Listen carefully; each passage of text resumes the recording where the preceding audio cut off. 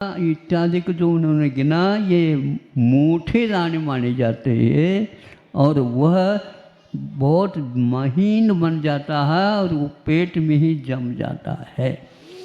ऐसा खुल्लम खुल्ला आपके लिए पत्र आया है। भारत को भी, भारत कम से कम भी 80% गेहूँ का ही सेवन करने वाला राष्ट्र है, ऐसा कहा। अब बोलो आप, इतने सारे रोग पक्के हैं या हो जाएंगे? क्योंकि मैदा एक जहर पैदा कर देता है। कई व्यक्तियों ने इस प्रकार निकाला है मैदा, इसी प्रकार शुगर मैंने शक्कर, यह भी जहर है, सफ़ेद जहर है। इसी प्रकार नमक जो पालिश है और हाँ नहीं, सुनो, थायराइड के लिए विशेष रूप से इस प्रकार का नहीं, गवर्नमेंट के द्वारा जो तैयार किया गया है उसी को लेना, बाकी इसको लेओगे तो गड़बड़ होता। इस प्रकार यह भी जहर है। चावल जहर क्यों है?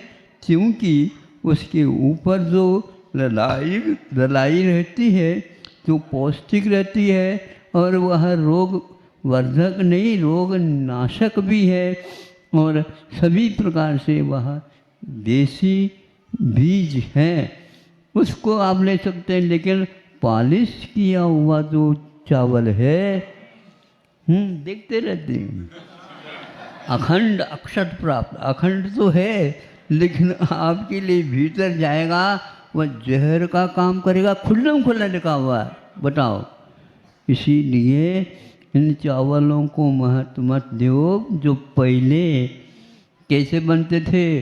पहले मूसल के द्वारा कूट करके, हैं, लेकिन आज एकदम इधर रखो, इधर आप देख लो, बिल्कुल सफ़ेद। हाँ, ऐसे सफ़ेद आप हो जाएंगे। आप ललाई आपके पास अब रहेगी नहीं।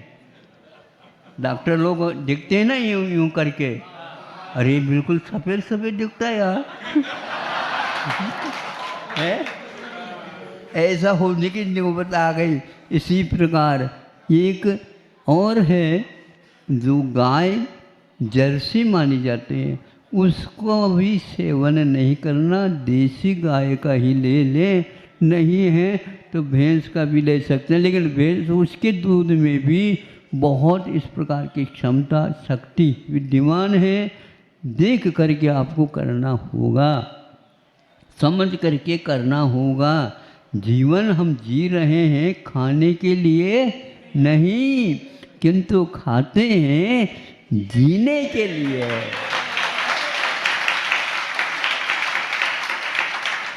आज तो हमारे ही समर्थन कर रहे हैं आप लोग। जितने बातें हम दे रहे हैं वो सारे हमारी नहीं है, हमने आपके लिए विशेष रूप से याद कर रखा है। जब आएंगे भीड़ तब हम अपने कर देंगे। इससे हमारे लिए कहा गया कि इस प्रकार समय पर उपदेश होना चाहिए। बच्चों को समझाओ, स्वयं को भी समझना है और मित्र मंडल को भी समझ करके इस प्रकार यदि चल का होता है।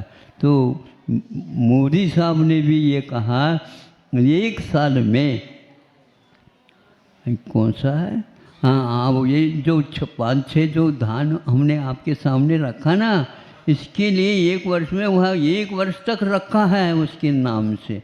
बाजरा के लिए 1 साल तक रखा, पढ़ा होगा आप लोगों ने। हाँ, 1 साल, यूँ कि वह विशेष रूप से। अब देखते हैं बाजरा कहाँ पर विशेष रूप से सेवन किया जाता है। सर्वप्रथम ज़्यादा तो हम भी पहले वहीं पर गए थे जिसको राजस्थान बोलते हैं।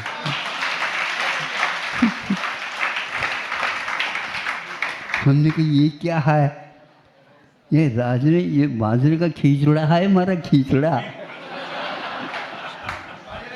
हाँ, उधर देखते अलग मिलता था, ये क्या है, ऐसा क्यों है? तो अब मालूम पड़ रहा है कि वह राजस्थान इस मामले में गेहूं के साथ नहीं है, वो उसके आगे है। इसलिए जो आहार को नहीं जानता है, बीज को नहीं जानता है, वह व्यक्ति किसी भी प्रकार से अच्छे ढंग से जीवन जी नहीं सकेगा। ये आवश्यक हो गया। अन्यत्र भी इसी प्रकार के, कर्नाटक में चले जाएंगे, वहाँ गेहूँ नहीं मिलेगा, आपको ज्वार की ही रोटी और मक्की की रोटी और चने के ही मिलेंगे, क्योंकि इसी के माध्यम से अपने जीवन गुजार करते हुए धर्म ध्यान करना है, नहीं तो अकाल में ही चला जाना। इसलिए जीवन को महत्व दो और खान पीन को विशेष रूप से ध्यान में रखो। इसके लिए ये कहावत जो रूढ़ हुई है, इसके लिए गेहूं के लिए नहीं लिखा गया। किसी एक व्यक्ति ने लिखा, बलिहारी गुरु।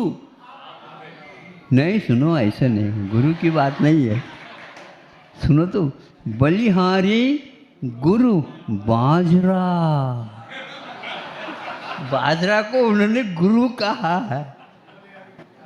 हमने भैया टीप लो, इसको याद रख लो, हमने याद कर लिया। बलिहारी गुरु बाजरा, तेरी लंबी पान, तुम्हारे जो हाथ है या पाँव है वह बहुत लंबी है, ऐसे आप छलांग लेते हैं। बाजरे के लिए कहा, बलिहारी गुरु बाजरा, तेरे लंबी पान, घोड़े को तो पर लग गए। घोड़े को, घोड़ा बहुत भागता है, लेकिन बाजरा खा लेगा तो पंख लग गए उसको।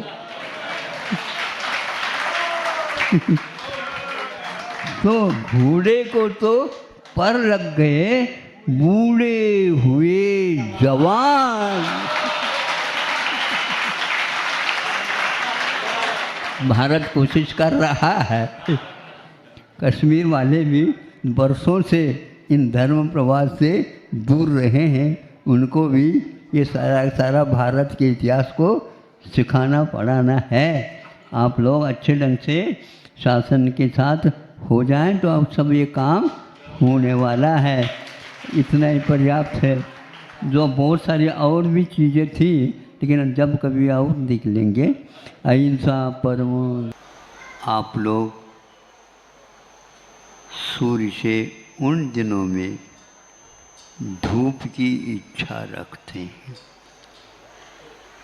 आप लोगों को सर्दी ज़्यादा लग रही है, भीतर घर में जाते हैं तो और शीत का अनुभव ज़्यादा होता है, बाहर जा नहीं सकते, और बाहर यदि जाते हैं, आज सूर्य कहीं आया ही नहीं। सूर्य तो आया है, समय पर आया है, किंतु सूर्य के प्रताप को भी कोहरा अपने प्रताप से बंद ढक कर देता, ढक दे